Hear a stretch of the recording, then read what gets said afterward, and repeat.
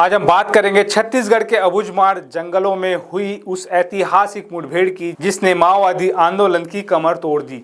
21 मई 2025 को भारतीय communist party के सबसे बड़े नेता नंबाला केशवराव, जिन्हें बसवराजू या BR दादा के नाम से जाना जाता था, सुरक्षा बलों के साथ मुठभेड़ में मारे गए। उनके साथ 27 अन्य माओवादी भी ढेर हुए। लेकिन इस कहानी में एक नया मोड़ तब आया जब माओवादियों ने खुद एक पत्र जारी करके इस मुठभेड़ की पूरी कहानी बताई। तो आखिर क्या हुआ था उन जंगलों में? क्यों माओवादी अपनी हार का ठिकरा अपने ही लोगों पर फोड़ रहे हैं? और क्या सचमुच छत्तीसगढ़ अब नक्सलवाद से मुक्ति की ओर बढ़ रहा है? चलिए इस पूरी कहानी को छत्तीसगढ़ के नजरिए से समझते हैं। अगर आपको ये खबर अच्छी लगे तो वीडियो को लाइक करें, चैनल को सब्सक्राइब करें ताकि आपको ऐसी खबरें सबसे पहले मिले। नमस्कार, मैं चंद्रशेखर और आप देख रहे हैं नवप्रदेश टीवी। छत्तीसगढ़ का अबूझमाड़ इलाका जो नारायणपुर, बीजापुर, दंतेवाड़ा और कोंडागांव जिलों में फैला हुआ है, लंबे समय से माओवादियों का गढ़ रहा है। ये जंगल इतने घने हैं कि नक्शे में भी इनका सही सर्वे नहीं हुआ। लेकिन ये वही इलाका है जहां माओवादी अपनी सशस्त्र गतिविधियां चलाते थे। 21 मई 2025 को छत्तीसगढ़ पुलिस की DRG, बस्तर फाइटर्स और अन्य सुरक्षा बलों ने एक ऐसा ऑपरेशन चलाया जिसने माओवादी संगठन को हिलाकर रख दिया। इस ऑपरेशन की शुरुआत 17 मई को हुई थी। माओवादियों के पत्र के मुताबिक सुरक्षा बलों ने पहले से ही योजना बनानी शुरू कर दी थी। नारायणपुर और कोंडागांव से DRG की टीमें ओरछा की ओर बढ़ी। 18 मई को दंतेवाड़ा और बीजापुर से बस्तर फाइटर्स शामिल हुए और 19 मई की सुबह तक हजारों जवानों ने माओवादी यूनिट को चारों तरफ से घेर लिया। लेकिन ये इतना आसान नहीं था। माओवादियों को पहले से ही इस ऑपरेशन की भनक थी, फिर भी वे बच नहीं पाए। आखिर क्यों? माओवादियों का दावा है कि उनके अपने ही लोग गद्दार बन गए। पिछले 6 महीनों में उनकी कई यूनिटों के लोग पुलिस के सामने आत्मसमर्पण कर चुके थे। इनमें बसवराजू की सुरक्षा का जिम्मा संभालने वाला एक CYPC मेंबर और माड़ आंदोलन को गाइड करने वाला यूनिफाइड कमांड का सदस्य भी शामिल था। इन गद्दारों ने पुलिस को बसवराजू की हर गतिविधि की जानकारी दी, जिससे सुरक्षा बलों को ऑपरेशन में आसानी हुई। तो आखिर ये बसवराजू थे कौन जिनकी मौत ने माओवादी संगठन को झकझोर दिया? नंबाला केशवराव, जिन्हें BR दादा, गगन्ना, प्रकाश या कृष्णा जैसे कई नामों से जाना जाता था, माओवादी संगठन के महासचिव थे। आंध्र प्रदेश के श्रीकाकुलम जिले के रहने वाले बसवराजू ने 1970 के दशक में माओवादी आंदोलन ज्वाइन किया था। हैरानी की बात यह है कि वो एक BTech इंजीनियर थे। वो वारंगल के इंजीनियरिंग कॉलेज से पढ़े थे। 2018 में उन्होंने मुप्पल्ला लक्ष्मण राव उर्फ गणपति की जगह ली, जो उस समय उम्र और स्वास्थ्य कारणों से महासचिव का पद छोड़ चुके थे।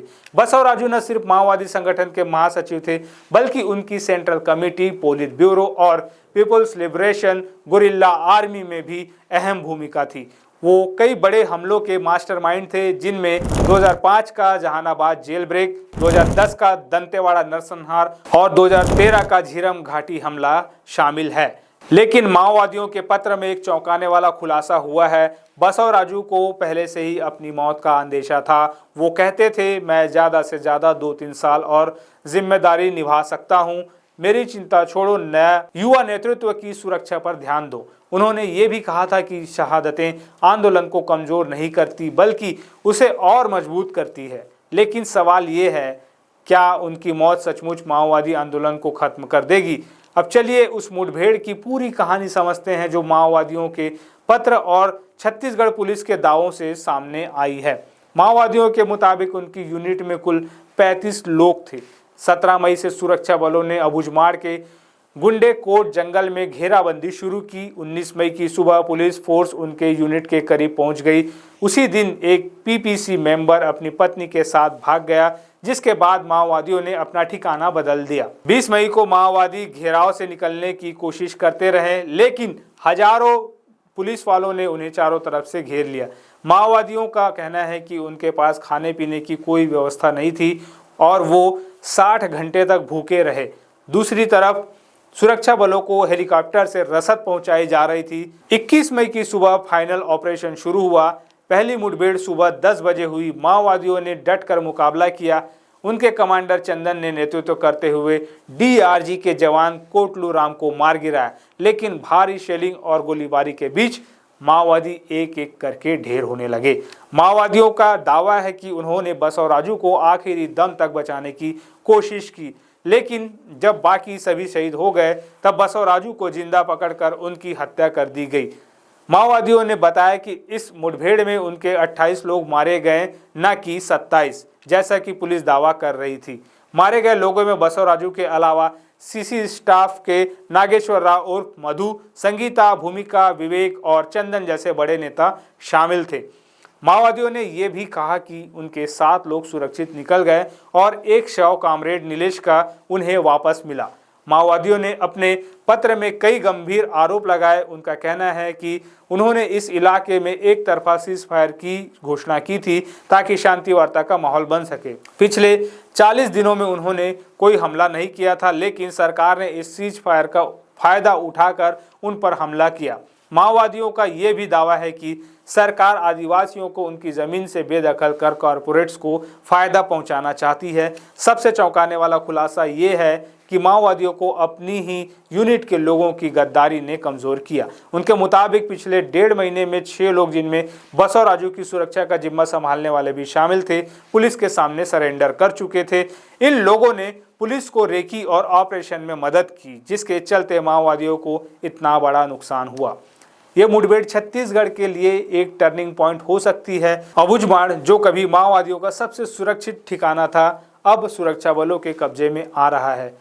छत्तीसगढ़ पुलिस और डीआरजी के जवानों ने न सिर्फ बसवराजू जैसे बड़े नेता को ढेर किया, बल्कि माओवादी संगठन की पूरी बटालियन नंबर 7 को खत्म कर दिया। लेकिन सवाल ये है, क्या ये माओवाद के अंत की शुरुआत है?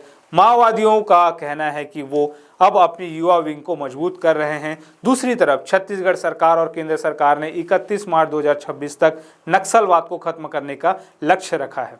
मुख्यमंत्री विष्णुदेव साय और गृह मंत्री अमित शाह ने इस ऑपरेशन की तारीफ की है और इसे माओवाद के खिलाफ ऐतिहासिक जीत बताया है।